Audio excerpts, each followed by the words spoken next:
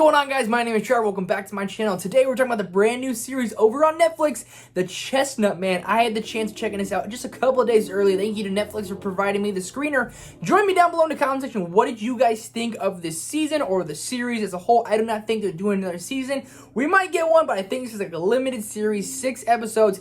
Each episode about an hour long, and if you guys haven't seen it yet, are you going to be checking it out? Got lots to say about it, all spoiler-free. Let's get into it. So, a young woman is found brutally murdered in a playground and one of her hands is missing. Above her hangs a small man made of chestnuts, hence the name of Chestnut Man. So this is a new Danish series that I've actually been excited about for like the last month. The trailers all sold me. It seemed like a little haunting and chilling, and I'm a sucker for psychological thriller shows and movies. So going in, my expectations were pretty high. First things out of the water, I think it met those expectations. So each of these episodes are about an hour long, and we get introduced to all of our characters, and all of our characters are all kind of battling with something different. Each one has something going on in their personal life that we get to find out throughout the series, throughout the episodes, and each episode's about an hour long, so it's almost like you're watching a movie each episode. There's a 6-hour series, basically. So watching each episode, so many things come unraveling, so many things come out, and I believe this is based off a novel or a book. I'm unfamiliar with it, but this series really dives deep into these characters, and we get to find out things about them that are kind of like pulling on their heartstrings and reasons why they're so focused on the cases that they are.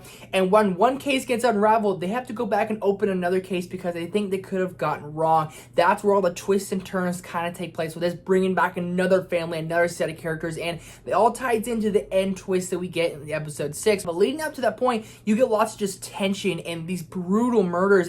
We're trying to solve the case with them, and that's what I love with these psychological thriller shows or movies, that we're trying to figure out who is doing this along with our characters, and they do a great job of bringing us into the story, getting introduced to each character and getting us to realize what makes these people tick, why don't they like each other, and what's going on in their personal lives, so we can relate to them that much more. The show really nails it all in the head for that much.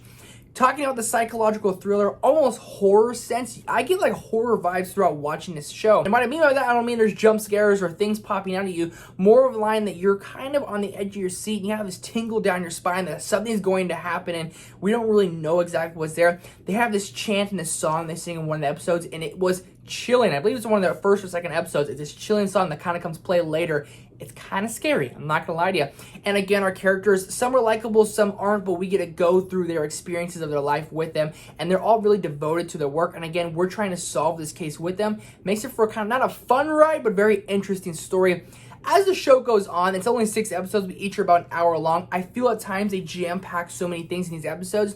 It can be easy to get confused, easy to kind of not remember characters' names. I honestly don't really remember lots of these characters' names because kind of they get thrown in there and then taken out, then thrown back in there. They're fitting a book into this series, and I feel like they probably conquered a lot from the book. And at times it might seem over-convoluted, but also at times it felt like it moved slow. So it has so much stuff in there.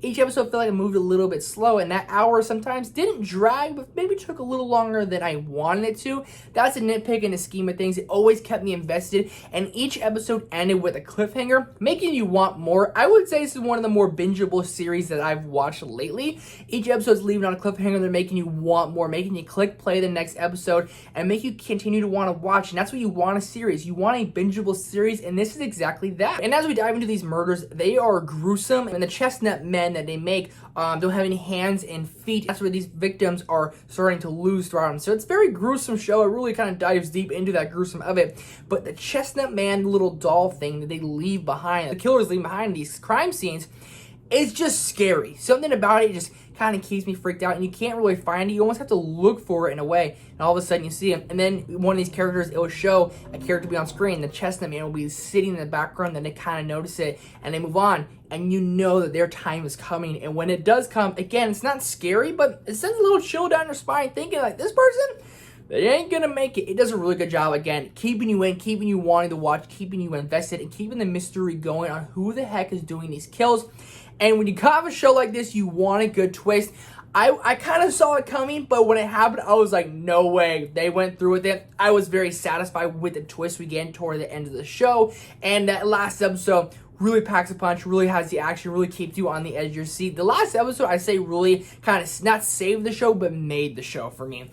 So action-packed. Felt like the ending of Prisoners or even Seven just kept you on the edge of your seat, kept you guessing, and kept you rooting for your characters to make it out and do what's right and solve the crime. Again, this show is very bingeable. It kept me sucked in. I really did enjoy it a lot. If you guys weren't thinking about watching The Chestnut Man, definitely consider checking it out this week. I hope it doesn't go under the radar.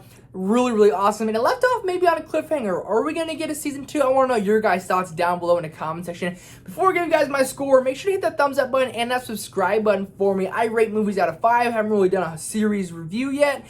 First time doing it. I'm going to give The Chestnut Man a 3.5 out of 5 as a series as a whole. Kept me invested, though some episodes felt just a little bit too long. At the end of the episode, it always packed a punch and made me want more, and I'm very satisfied with the ending. So a 3.5 out of 5 is my score for this series. Join me down below in the comment section. Are you guys going to be checking it out? And have you guys seen it yet? Definitely recommend watching this as soon as you can. There's a review for The Guilty is coming tomorrow, and a review for No One Gets Out Alive coming later today. Lots more videos to come. Thank you guys so much for watching. I'll see you in the next one.